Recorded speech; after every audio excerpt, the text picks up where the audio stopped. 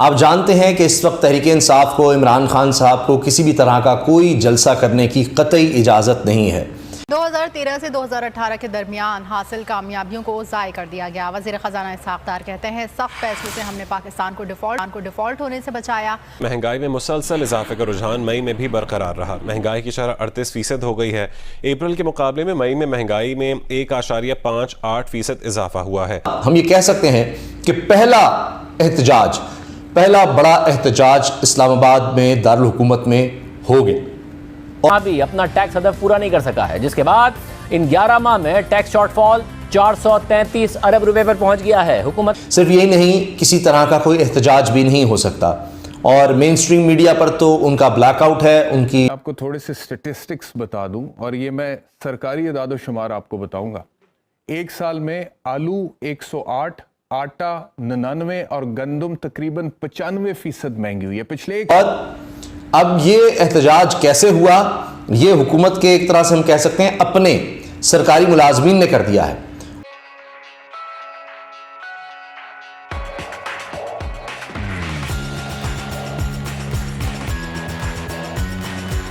तकारीर को, उनके खिताब को दिखाया भी नहीं जा सकता और हमने उनकी पेशी के दौरान भी देखा है कि जब इमरान खान साहब पेश होते थे तो दफ़ा 144 लगा दी जाती थी और लोगों को उठा लिया जाता था। अब भी ऐसी सूरत हाल है, लेकिन क्या इससे एहतजाज रुक रहे हैं? नहीं जनाब। अब जब से हमने ये देखा है, ये माहौल जो इस वक्त मुल्क में बन चुका है, उसके बाद और रेडियो पाकिस्तान के मुलाजमीन की तरफ से एहतजाज हुआ जो कि प्राइम मिनिस्टर हाउस जाना चाहते थे। हुक्काम ने कहा दफ़ा 144 है, आप आगे नहीं जा सकते या इजाज़त नहीं है, वो रेड जोन है, इस तरह की बातें। तो जनाब लोग नहीं सुन रहे थे, नहीं मान रहे थे। आखिरकार ये कहा गया कि जी आपके जो मुतालबात हैं हम आगे तक पहुंचा देते हैं, आपको तनख्वाहें मिल जाएंगी। कई महीनों से तनख्वाहें नहीं मिली थी, कई महीनों से पेंशन नहीं मिली हुई थी। चलो ये तो सरकारी मुलाजमीन हैं। अब इनको कितनी रकम दी जा रही है या दी जाएगी वो मैं आपके सामने रखता हूं और इस एहतजाज की पूरी कहानी। लेकिन आने वाले दिनों में कौन कौन एहतजाज करने वाला है? अब ये सिलसिला शुरू हो गया है। अब तहरीक इंसाफ नहीं होगी, अब कभी आप देखेंगे क्लर्क एसोसिएशन एहतजाज पर होगी, कभी आप देखेंगे टेक्सटाइल एसोसिएशन के मजदूर एहतजाज पर होंगे, कभी आप देखेंगे कोई असातिज़ा सड़कों पर आ रहे होंगे, कभी आप मजदूरों को देखेंगे, कभी आप किसानों को देखेंगे। तो हर तबका अब बारी बारी आएगा कि हमारे मसाइल तो हल नहीं हो रहे हैं, हम तो मुश्किल में हैं, अब गुजारा नहीं हो रहा, महंगाई इतनी ज़्यादा हो गई है, माशी तौर पर हुकूमत ने मुल्क को इतना तबाह कर दिया है, तो किस किस को हुकूमत रोकेगी? ये मैं आपसे अर्ज़ कर रहा हूँ कि ये जो सोचा गया कि जी तहरीक इंसाफ अब एहतजाज नहीं करेगी या उनको नहीं करने दिया जाएगा, तो अब कोई भी नहीं निकलेगा, ऐसा नहीं हो रहा।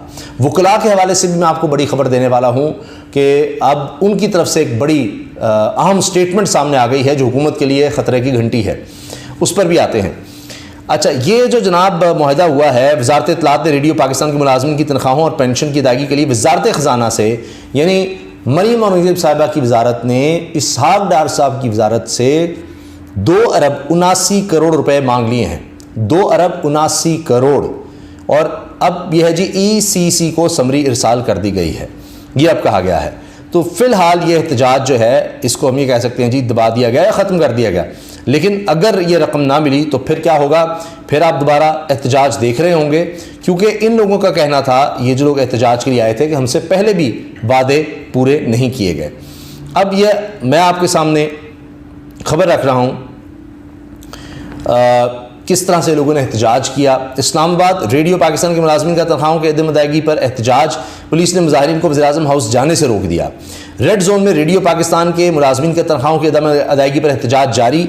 मुलाजमीन एहतजाज के लिए वज़ीर-ए-आज़म हाउस जाने की कोशिश की, ताहम पुलिस ने मुजाहिरीन को रोका। इस्लामाबाद के रेड जोन को एक बार फिर एहतजाज का मरकज़ देखा गया, एहतजाज का मरकज़ बन गया है। रेडियो पाकिस्तान के मुलाजमीन ने तनख्वाहों की अदम अदायगी पर एहतजाज किया। मुजाहिरीन ने हाथों में प्ले कार्ड और बैनर उठा रखे थे, हुकूमत के खिलाफ नारेबाजी की। साल में आपके दौरे हुकूमत में अंडे 90%, चावल 85%, दाल माश 58% महंगी हुई है। एक साल में गैस 62.8% और बिजली तकरीबन 60% महंगी हुई है। और आगे दालें और फल और चीनी ये सब भी कोई 57%, 53%, 41% महंगा हुआ है। तो जो आप कह रहे हैं वो फैक्चुअली दुरुस्त नहीं है, फैक्चुअली दुरुस्त नहीं है जो आप कह रहे हैं। बैरिस्टर साहब, नहीं, फैक्चुअली क्या पाकिस्तान की तारीख के कर्जे इमरान खान ने नहीं लिए थे? क्या वो जाती दफा कह के नहीं गए कि मैं माइंद बिछा के जा रहा हूँ? क्या उन मुआहदों को जो भी गवर्नमेंट आती वो तोड़ देती? उन मुआहदों को IMF से कर्जा मिले बगैर अगर हमने एक साथ दिए तो उसको आप अचीवमेंट नहीं समझते? सर आपने कितने कर्जे लिए मुझे बताएं ना। कदरे कमी भी हुई है पिछले दौरे हुकूमत में जो कर्जे थे उसके मुकाबले में आप लोगों ने कितने कर्जे लिए हैं, जरा बताइएगा मुझे अली गौर। आपने बड़ा अच्छा, अगर हमने कर्जे लिए, हमने मोटरवेज बनाए उनसे, हमने बिजली पैदा करने के कारखाने लगाए, एक साल में हमने लोड शेडिंग का खात्मा किया, हमारे दौर में ज़रबे आज़्ब हुई। तो देखिए एक साल की बात कर रहा हूं मैं, अली गौर साहब भी बताए ना, एक साल की बात कर रहा हूं। एक साल में कौन सी मोटरवे बनी है, कौन सा ज़रबे अज़ब हुआ है? एक साल की बात कर रहा हूं भाई। मेरी गुजारिश सुने, एक साल के अंदर मैंने आपको बताया है कि उन कर्जों को जो जिसका के टोकरा इमरान न्याजी साहब इस कौम के साथ पर रख कर गए हैं उसको उतारा है, बगैर IMF के कर्जे लिए उनके कर्जों की एक साथ वापस किए। ये भी फैक्चुअली इनकरेक्ट है, ये भी फैक्चुअली जरूर हुई है।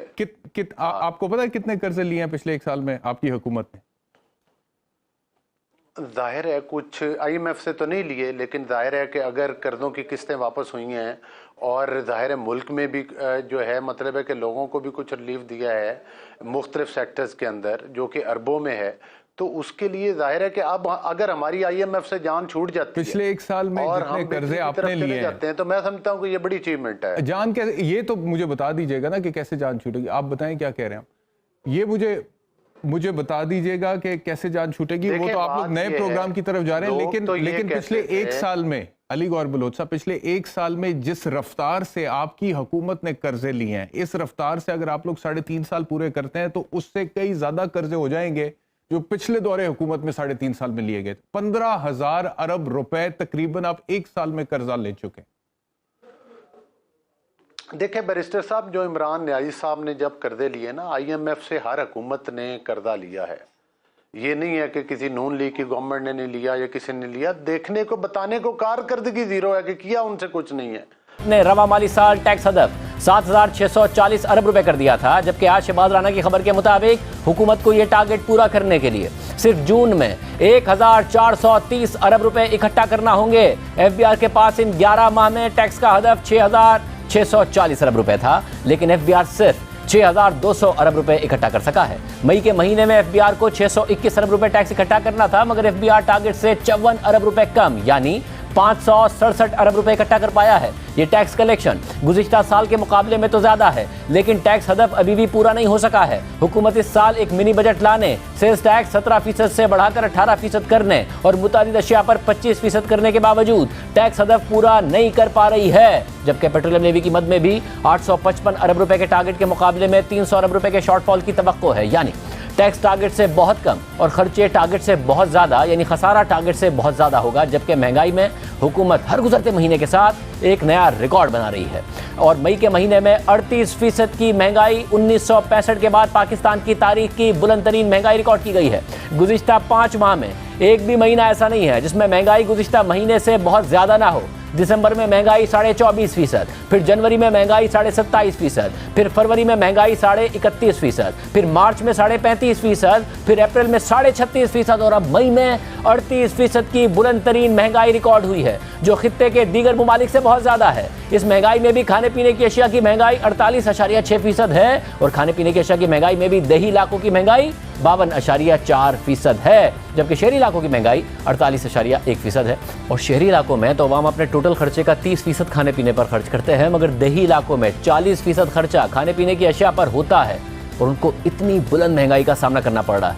जबकि GDP तरक्की की शरह सिर्फ 0.3% है, यानी अवाम की आमदनी में इजाफा महंगाई के मुकाबले में ना होने के बराबर है और इस महंगाई ने अवाम की कमर तोड़ दी।